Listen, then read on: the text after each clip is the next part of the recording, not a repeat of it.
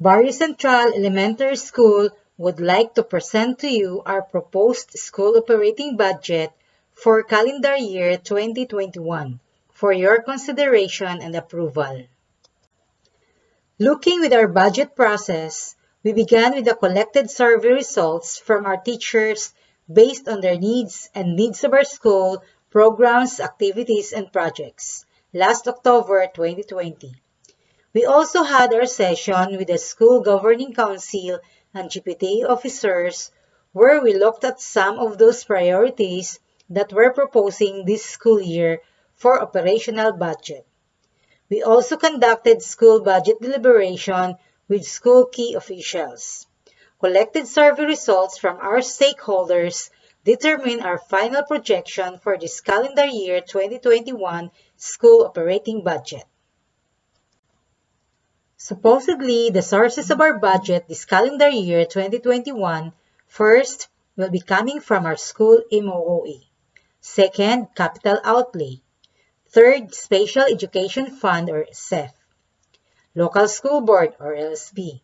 Provincial School Board or PSB. Fourth, Parent-Teacher Association or PTA. Fifth, Non-Governmental Organization or NGO. And sixth, School Canteen. But due to pandemic, the sources of our budget are greatly affected. Our school MOOE last year was 592,000, but this calendar year 2021 it is reduced to 551,000, although we increased in enrollment. Even though the rest of our sources of budget will not be given to us anymore for some valid reasons, decreasing of funds will never be a hindrance to us to continue doing our best para sa bata, para sa bayan. Sulong Edukalidad. These are the key items to ensure that our proposed budget met the current needs of our school in terms of physical plant and facilities, procurement, pupils assessment, training, seminars, Slack, school innovation and projects, administration and supervisions, bills, and others. Here we can see a pie chart showing the school operating budget, key items, and its percentage. 44% for procurement, the highest budget amounting to 147,514.42.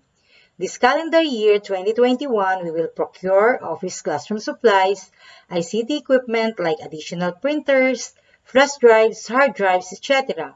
for teachers to be used in teaching and learning, device and accessories, COVID-19 response items, and janitorial supplies. Second highest budget with 12% on its annual MOOE is on physical, plant, and facilities amounting 70,056.18. Even though we still don't have a schedule of face-to-face learning, we want a safe, child-friendly, and motivating school environment. We plan for a fabrication of gutter, replacement of jealousy blades, jealousy frame, and sliding door, rehabilitation of waiting area, repair of catwalk, repair of comfort rooms, and repainting.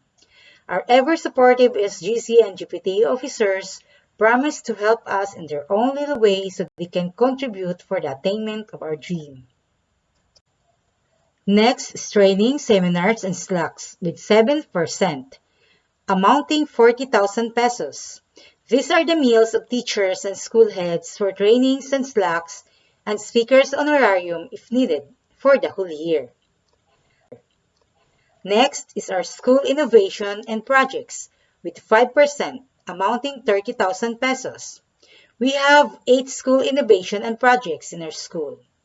First is Project Save a Child or SAC. Second, Project A Positive or A+. Third, Project Bawat Bata Nakakabasa or BBN for Filipino, Read to Lead in English. Fourth, Project Matastic. Fifth, Project Fit Learners. Sixth, Project CLD or Continuous Learning Development. Seventh project, Project PAP or Power of Partnership. And the last one is Project BCES Outreach Program or Batang Centralian Educado Sigurado. Another 5% for gender and development amounting 27,550.